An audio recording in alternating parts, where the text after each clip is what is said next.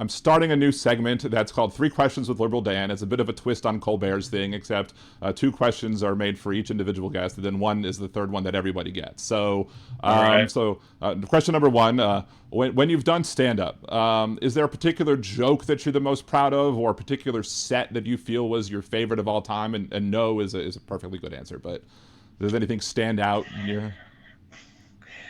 I've had so many. I mean, I've got so many great moments and memories and sets and improvs that pulled off. I mean, it would be impossible. I had Aretha Franklin come and see me and do a set in Detroit once, and that was probably pretty close to heaven for me. But There I've you had so go. many great times. Yeah. Now, I may know the answer to this one already, but on your SiriusXM show, which is coming up in about a half an hour live on SiriusXM, do you have a favorite guest appearance or guest overall that you've had on your show, like one that really stands out? Ooh, that's hard. Yes, there have been many. There have been many. I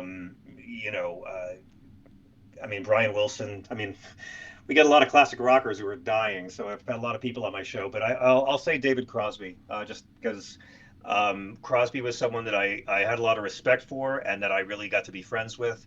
And he did my show a lot, and he did specials with me, and I got him to come on stage with me at Caroline's in New York, and during the pandemic, we got David to call in once a week and do like an advice column for Hmm. us. And my sidekick was Frank Conniff of Mystery Science Theater 3000. I got Cross to come to Frank's birthday party at my apartment one time.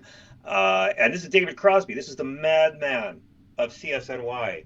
And he wound up being really, really gentle and just a lovely guy and very supportive and a true friend. And I thank him in this book because he pushed me very hard to do it. But That, so that's off the top of my head, that's what I'll say. that's amazing. And, Now, and, and he taught me how to smuggle drugs through customs. So I want to thank David for that too. the third question is one for everybody. Gets a two-parter.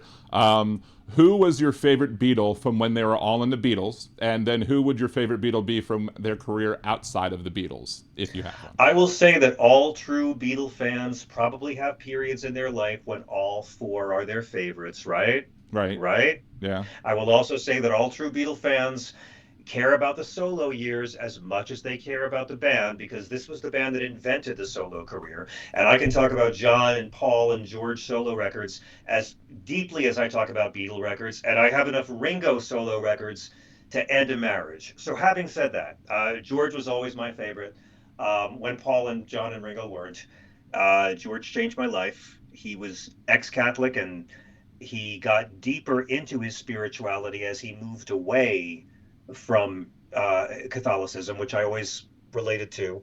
I also think he wasn't a genius guitar player. He became great because he worked at it.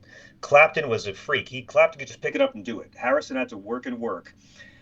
And I'll say for solo career, I'll say George as well because I have a whole Apple Music playlist devoted just to George songs in the 80s. Hmm. And when you consider that from the Beatles ending with Let It Be to Cloud Nine in 1987, the last time a solo Beatle had a number one album or song, it's only 17 years.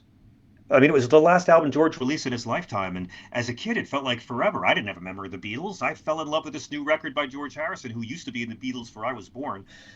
But George Harrison's singing voice and his guitar playing are so completely different by the 80s than the early 70s. He's almost like a different musician. Listen to the slide guitar that defined George Harrison's style. And remember that it all happened after the Beatles broke up. All of those Right. gorgeous slide guitar solos he did in the 70s and 80s.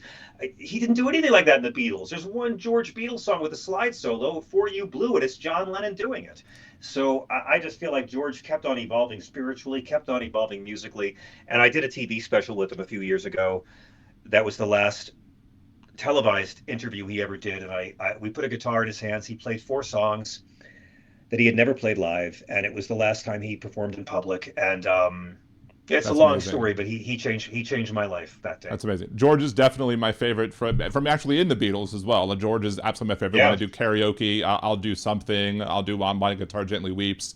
So I nice. love those two exactly. I mean, I do put Paul a little bit for maybe I think that's a lot of his maybe his bigger songs I like more afterwards. But I mean, George still He's a genius. overall Paul's a genius. all in all, yeah. But I mean, George is I just have no so problem great. loving all four of them Yeah. disproportionately. And during the pandemic, I made a promise to God that if Paul McCartney ever toured again, I'd bring my kid.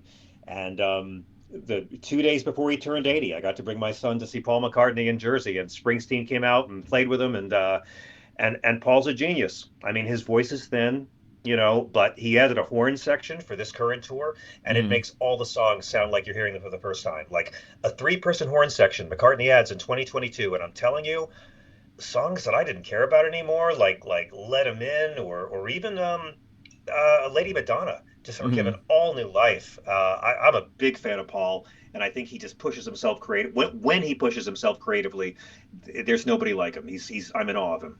I was just so happy when he came to New Orleans on the last tour. It was on my birthday week, and they sang "Birthday," and it was just like yes, Nice. it was awesome.